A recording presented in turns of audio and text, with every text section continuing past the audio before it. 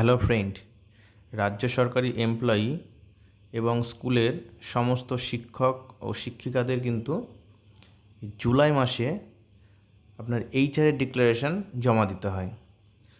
তো এইচআরের ডিক্লারেশানে আপনার জুলাই মাসের বেসিক কত হচ্ছে এবং এইচআরে কত হচ্ছে সেটা লিখে, এবং স্পাউস যদি সার্ভিস করে সেক্ষেত্রে স্পাউসের এইচআরে ও বেসিক লিখে কিন্তু ফর্ম সাবমিট করতে হয়।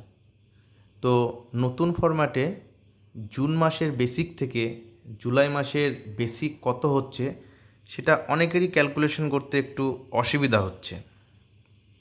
আপনি এই এক্সেল শিটটি থেকে খুব সহজেই জুন মাসের বেসিকটা সিলেক্ট করে জুলাই মাসের বেসিক কত হবে, জুলাই মাসের এইচআরে কত হবে সব কিন্তু অটোমেটিক ক্যালকুলেশন করতে পারবেন।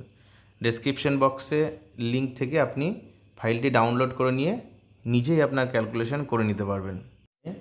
এই গ্রেড পের ঘর থেকে আপনি আপনার স্কেল অনুযায়ী আপনার গ্রেড পেটা চুজ করে নেবেন। তো আমি একটা গ্রেড পে এখান থেকে চুজ করে নিচ্ছি। প্রথমে ধরুন 4800 গ্রেড পে চুজ করলাম।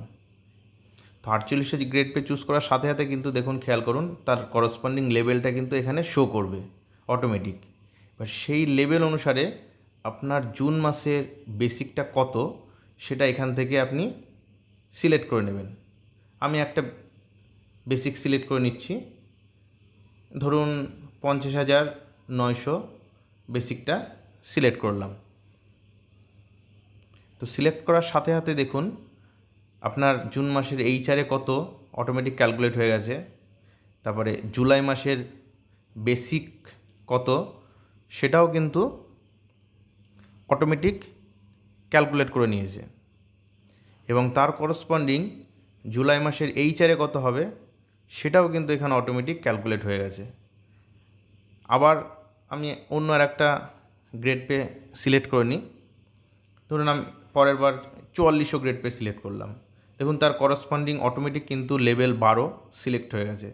এবার এই 12 লেভেলে আপনার যে বেসিকটা হচ্ছে সেটা সিলেক্ট করে নেবেন। 42,700 বেসিকটা সিলেক্ট করলাম। দেখুন তার করসপন্ডিং জুন মাসের এইচআরে জুলাই মাসের বেসিক এবং জুলাই মাসের এইচআরে কিন্তু অটোমেটিক ক্যালকুলেট হয়ে গেছে। নেক্সট আমি আর একটা গ্রেড পে সিলেক্ট করি, ধরুন 8000 গ্রেড পেটা সিলেক্ট করলাম। তার করসপন্ডিং লেভেল 20 সেটা কিন্তু অটোমেটিক সিলেক্ট হয়ে গেছে, এবং সেই লেভেল থেকে যে কোনো একটা আপনি আপনার অনুযায়ী বেসিকটা চুজ করে নেবেন। 1,25,400 বেসিকটা চুজ করলাম।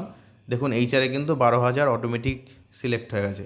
এইচআরে 12,000-এর বেশি কিন্তু কখনো নেবে না, সেই জন্য ম্যাক্সিমাম 12,000-ই কিন্তু সিলেক্ট হয়ে গেছে। তার করসপন্ডিং জুলাই মাসের বেসিকটাও এখানে অটোমেটিক ক্যালকুলেট হয়ে গেছে, এবং জুলাই মাসের এইচআরটাও কিন্তু অটোমেটিক ক্যালকুলেট হয়ে গেছে। তো এই শিটটার থেকে আপনি খুব সহজেই আপনার জুলাই মাসের বেসিক এবং এইচআরে কিন্তু ক্যালকুলেট করে নিতে পারবেন। ডেসক্রিপশন বক্সে লিঙ্ক দেওয়া আছে, সেখান থেকে আপনি ফাইলটি ডাউনলোড করতে পারবেন। নেক্সট ভিডিওতে আপনাদের দেখাবো যে আপনারা নিজেরা এইভাবে একটি এক্সেল ফাইল কিভাবে তৈরি করবেন। ভালো লাগলে চ্যানেলটি সাবস্ক্রাইব করতে ভুলবেন না। ধন্যবাদ।